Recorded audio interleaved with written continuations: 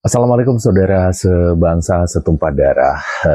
Berakhir sudah petualangan tim nasional U23 kita para Garuda Muda untuk keasanya meraih tiket Olimpiade, dan semesta belum mengizinkan kita untuk mendapatkan tiket Olimpiade ini, ya.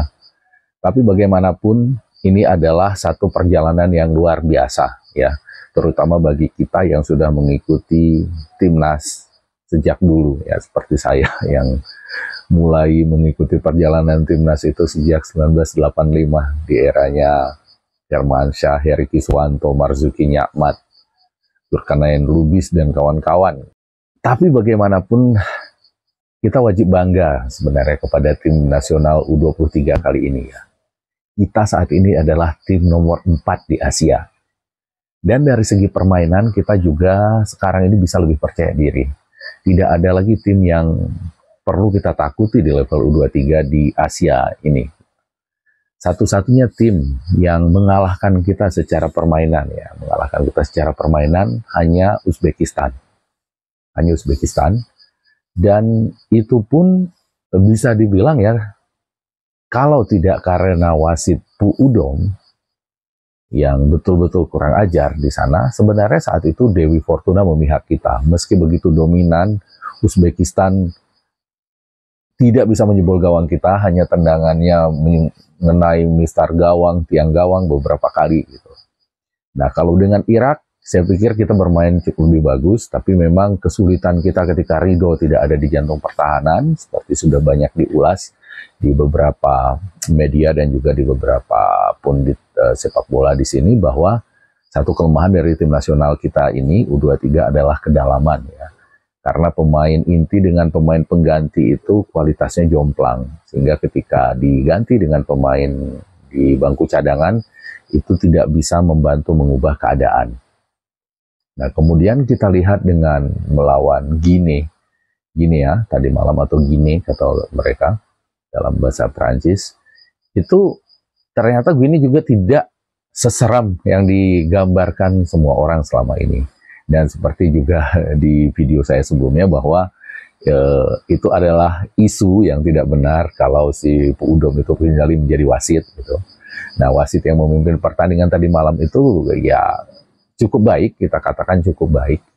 Meskipun ada beberapa kesalahan, tapi itu karena memang tidak dibantu oleh VAR, bukan intensi atau bukan dari niat dari si wasit itu untuk berbuat curang, ya. Dan kita lihat tadi malam juga kita tidak kalah secara permainan, padahal itu kekuatan kita itu benar-benar compang-camping, ya, dengan ketiadaan Ridho, ketiadaan dari si back imut kita Justin Hubner. Terlihat sekali bagaimana kita babak belurnya di lini belakang. Tapi it's okay, itu pun tidak membuat kita itu menjadi sangat inferior di hadapan dari Guinea yang katanya diperkuat mantan pemain Barcelona, itu Ilaix Moriba, dan juga pemain-pemain yang bermain di liga-liga Prancis, Swiss gitu, dan liga Eropa lain.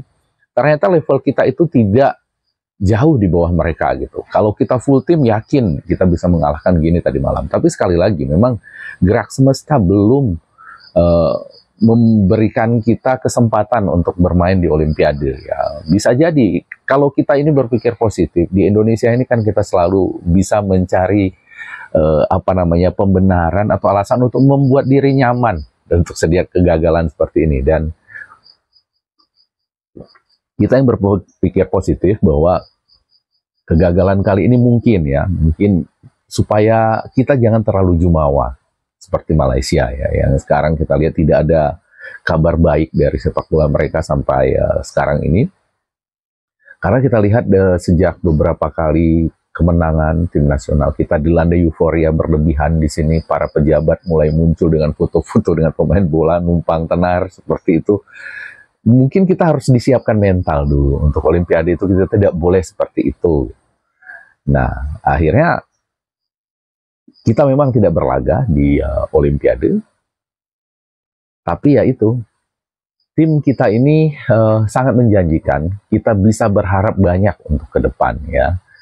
Dan meskipun fenomena kegagalan ini kita lihat yang banyak berkuar-kuar ya, tentu saja kalau di channel saya ini para penonton dari Malaysia yang begitu bahagia tim kita ini gagal lolos ke Olimpiade, seolah-olah mereka yang sedang memenangkan Piala Dunia dengan kegagalan kita ini. Dan di Indonesia sendiri tentu saja Bung Toel dan kawan-kawan, dan juga yang fenomena yang sangat saya soroti kali ini adalah banyaknya ya akun-akun goib yang memecah belah bangsa gitu, yang memecah belah bangsa. Dan mungkin bisa jadi yang tadinya menyerang Marcelino itu adalah mereka-mereka itu ya, akun-akun goib penganut filsafat bola toelisme ini, yang begitu getol atau gencar sekali menyalahkan Sintayong dan menyalahkan tim ini, menghina-hina pemain diaspora kita, mereka sebut pemain naturalisasi. Mereka memang nggak tahu ya apa di belakangnya mereka ini, kenapa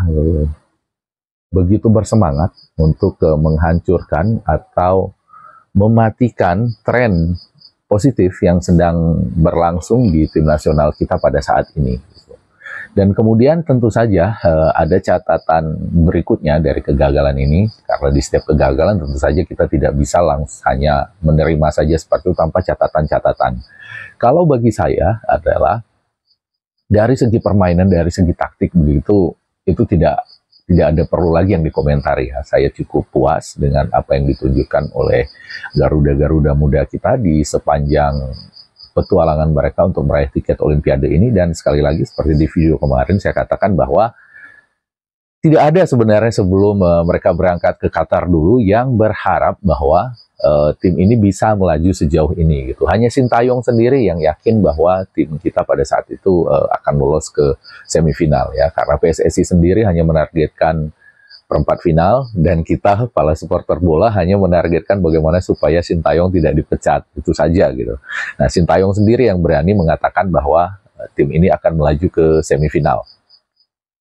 Nah, seperti saya katakan di awal video tadi, bahwa dari semua perjalanan kita di Piala Asia U23 ditambah dengan playoff melawan Guinea ini, hanya satu tim yang secara permainan di atas kita, yaitu Uzbekistan.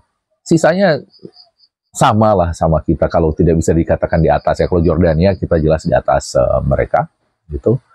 Tapi yang membuat tim kita ini gagal melaju kali ini, itu yang perlu dievaluasi oleh PSSI adalah AFC dan kelicikannya. Jadi maksudnya skema-skema untuk menjatuhkan kita yang dilakukan secara terang-terangan begitu vulgar oleh AFC dengan penunjukan Pu Udom, sebagaimana saya ulas kemarin, itu yang belum ada obatnya bagi tim nasional kita ini ya. Dan itu tidak bisa dilepaskan dari kesalahan PSSI di masa lalu yang tidak berhasil menempatkan orang-orang kita di posisi penting di AFC dari PSSI gitu. Sehingga di sana lobby kita lemah sekali gitu. Tadi malam kita lihat di pertandingan melawan Guinea itu, Erik seperti pamer dia bagaimana kedekatannya dengan FIFA di pusat. Dia duduk bersama Gianni Infantino dan juga ketua PSSI-nya Guinea. Terus, tapi lobby kita di AFC itu, kedekatan seperti itu nyaris nggak berguna gitu. Jadi sepertinya AFC malah seperti menantang gitu kepada Erick Thohir, lo punya lobby itu di pusat katanya, tapi di sini kami yang punya gitu. Seperti mafia lokal gitu. Kedatangan orang penting dari orang yang punya lobby di pusat gitu, malah pamer mereka.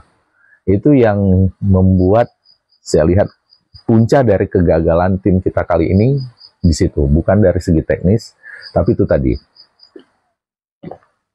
kekurang ajaran orang-orang AFC yang menunjukkan kuasa bahwa mereka lah yang berkuasa di sini, mereka lah bos di sini, seperti itu.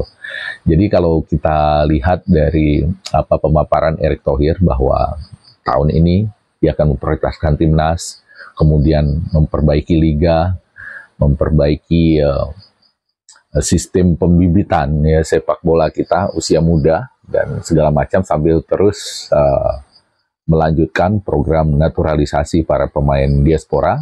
Saya pikir satu lagi yang perlu ditambahkan, bahwa bagaimana supaya kita itu punya orang punya orang penting di AFC, sehingga AFC tidak lagi semena-mena seperti sekarang ini. Karena kalau ya situasi seperti ini terus dibiarkan, sia-sia saja kita melakukan semua usaha untuk meningkatkan permainan, untuk meningkatkan prestasi segala macam, kalau pada ujung-ujungnya di turnamen-turnamen resmi seperti itu, AFC bertindak semena-mena, menempatkan orang-orang yang memang sengaja mengincar timnas kita supaya tidak maju, dan alhasil itu merusak dari mentalitas permain kita, merusak konsentrasi, dan membuat frustasi tentu saja yang seperti itu. Ada perasaan sia-sia saja saya berlatih, ujung-ujungnya kayak begini juga gitu. Jadi saya pikir untuk kali ini PSSI di bawah Erick Thohir perlu juga untuk memikirkan adanya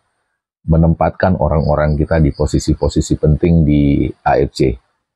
Jadi demikian dulu video kali ini dari saya.